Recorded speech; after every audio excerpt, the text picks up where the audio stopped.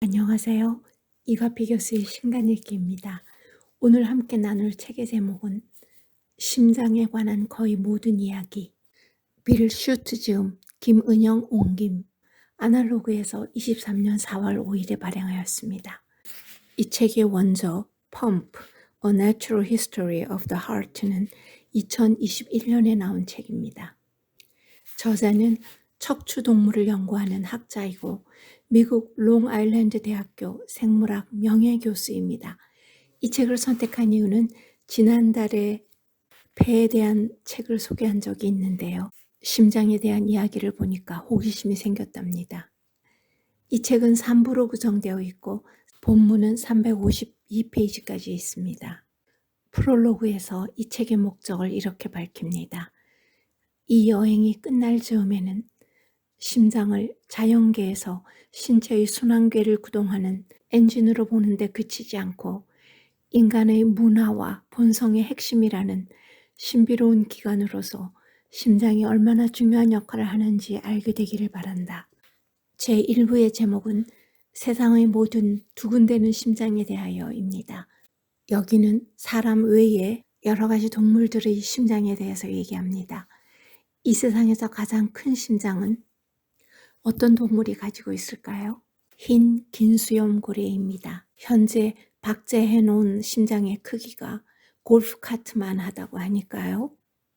흰 긴수염 고래의 심장이 다른 포유류의 심장만큼 크지 않다. 무게의 비율로 따지자면 이 고래의 심장은 몸 전체 무게의 0.3%에 불과하다. 가령 생쥐나 코끼리 같은 경우에는 그 비율이 0.6% 정도다. 흥미로운 점은 작은 동물일수록 심장이 비례에 맞지 않게 큰 경향이 있다는 것이다. 예를 들어 가면귀쥐는 세상에서 제일 작은 포유동물 중 하나로 몸무게는 5g에 불과하지만 심장의 무게는 몸무게의 1.7%나 된다. 한편 조류의 심장은 포유류의 심장에 비해 상대적으로 큰 편이다. 하늘을 날아야 하는 데 따른 신진대사상의 필요 때문이다. 가장 작은 조류로 알려진 벌새 역시 몸무게는 2g에 불과하지만 심장은 몸무게의 2.4%에 달한다. 상대적으로 따지자면 벌새의 심장은 흰 긴수염 고래의 심장보다 8배 더 크다는 뜻이다. 벌새는 꽃 가까이에 날아온 벌새를 보면 알듯이 1초에 80번까지 날갯짓을 한다. 한편 곤충에는 따로 심장이 없다.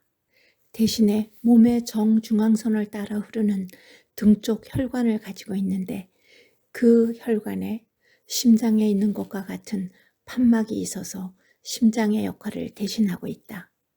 물이 얕은 해안가의 어두운 곳에 나와서 알을 낳는 투구개는 피가 파란색을 띠는데 이것은 구리 성분이 들어있는 헤모시아닌이라는 단백질 때문이다.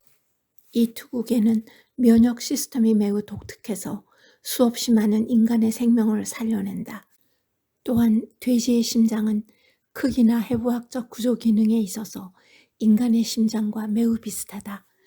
조직 부적합성이라는 문제가 있긴 하지만 이 문제는 크리스퍼 유전자 편집 기술을 이용해서 실험용 돼지의 유전자를 재조합하면 해결할 수 있다. 최근 들어 연구자들이 유전자를 재조합한 돼지의 장기를 인간이 아닌 영장류에 이식하기 시작했고 이런 연구는 앞으로도 계속될 것이다. 이외에도 책에는 다른 동물들의 재미있는 심장 이야기도 나옵니다. 제2부의 제목은 우리는 심장에 대해 얼마나 알고 있을까입니다. 고대 이집트에서부터 있어온 심장에 대한 여러 가지 미신, 믿음에 대한 얘기들이 역사적인 변화에 따라 나옵니다. 2부에서 저의 흥미를 끈 것은 누가 찰스 다윈을 죽였나 라는 부분인데요. 조금 소개하겠습니다. 찰스 다윈은 적자생존이라는 말과 때려야 뗄 수 없는 인물인데 5년의 항해를 끝내고 비글호에서 내린 27살의 찰스 다윈은 적자, 즉 적응한 자가 아니었다. 그 후로 46년 동안 다윈은 일일이 열거할 수 없을 정도로 많은 의학적 증상으로 고통을 받으며 살았다. 몇 가지만 적어보아도 심계항진, 흉통, 현기증, 피로, 습진, 근무력증 등이 있었고 이외에도 약한 시력, 이명, 수면장애, 오심, 구토, 종기 그리고 만성 고창을 겪었다. 그 시대에 여러 가지 치료를 받아보기도 했지만 찰스 다윈을 죽음에 이르게 한 건 협심증이었다. 협심증은 심장에 혈액을 공급하는 관상동맥이 막혔을 때 일어나는 일반적인 증상이다. 다윈이 사망한 후 140여 년의 세월 동안 많은 연구자들이 이 과학자의 죽음의 원인을 가려내기 위해 노력했다. 2011년 이러한 주제로 열렸던 학회에서 최종적으로 샤가스병이 다윈을 죽음으로 몰았다고 결론 내렸다. 샤가스병은 라틴 아메리카에 사는 이발사벌레에게 물린 후 T. 크루즈라는 기생충에 감염되는 경우 발생하고 지금은 회충약 덕분에 많이 없어졌지만 아직도 남아있는 병이다. 마지막 제3부의 제목은 우리의 심장을 더 낫게 만들 수 있다면 입니다. 심장에 손상이 가지 않게 치료하는 방법을 발명한 사람은 독일의 의사 베르너 포르스만이다. 1929년 60cm짜리 요도관을 자신의 혈관에 직접 집어넣어서 심장까지 다다르게 하는 실험을 한 후 그 결과를 논문에 발표했다. 요즘 의사들은 여러 가지 목적으로 심도관법을 시술하고 팔, 사타구니, 목의 정맥을 통해 카테터를 삽입하여 심장 또는 관상동맥에 접근시킨다. 카테터의 용도 중 중요한 것이 혈관 성형술 및 스텐트 삽입술이다. 저도 스텐트라는 단어를 많이 들어본 것 같습니다. 다음의 질문은 심장에는 정말로 우리의 마음이 담겨 있을까인데요. 로마 시대에는 심장이 감정과 영혼의 자리라고 믿었고 히포크라테스나 아리스토텔레스는 지성과 기억까지 심장에 깃들어 있다고 믿었다. 중국 전통의학 역시 마음과 심장 사이에 강한 연관관계가 있다고 믿었다. 아유르베다 의학 전통에서도 마찬가지다. 한편 서양의학에서는 17세기 초부터 심장 중심주의로부터 벗어나기 시작했다.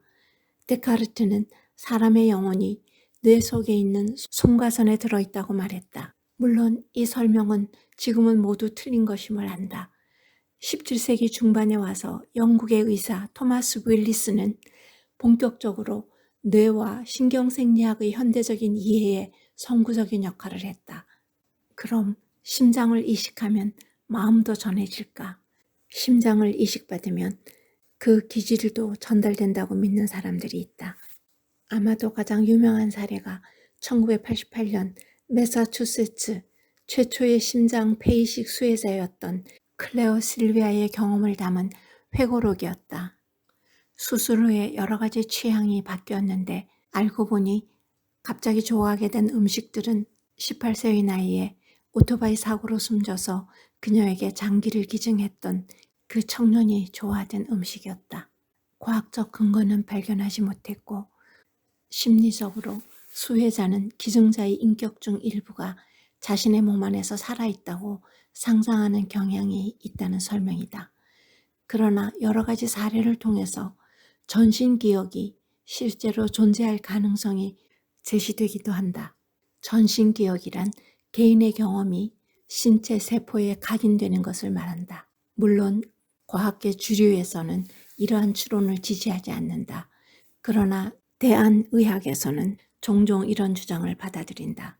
한편 1990년 일본의 심장의학자들이 30명의 환자들을 대상으로 한 연구에 의하면 감정이 실제로 심장의 물리적인 고통을 초래할 수 있다는 결과를 발표했다. 슬픔이 심장을 공격할 수 있다는 것이다. 이것은 심장과 뇌 사이에 밀접한 관계가 있다는 것을 보여주는 예이기도 하다. 심장과 두뇌의 연결은 양방향 도로와 같이 서로에게 영향을 끼친다. 즉, 마음을 잘 챙겨야 심장도 건강해진다는 것이다. 영적인 생활을 영위하는 사람들, 사회적인 지원을 받거나 대인관계가 좋은 사람들에게서는 심장에 대해서 좋은 결과가 나온다. 스트레스 조절법으로 마음 챙김을 여러 가지로 활용하는 것을 권한다. 이외에도 더 개선할 수 있는 여러 방법을 연구한 결과 비타민이나 영양보조제는 효과가 없지만 소량의 레드 와인이나 다크 비어는 효과가 있다고 한다. 그리고 테스트했던 것 중에 가장 효과적인 화합물은 스타틴이었다. 스타틴은 혈중 콜레스테롤 수치를 낮추는 약물에 포함된 것인데 혈관 내막의 기능을 개선하고 죽상 경화반을 감소시킨다고 한다. 또한 황산화 성분인 플라보노이드도 도움이 된다고 한다.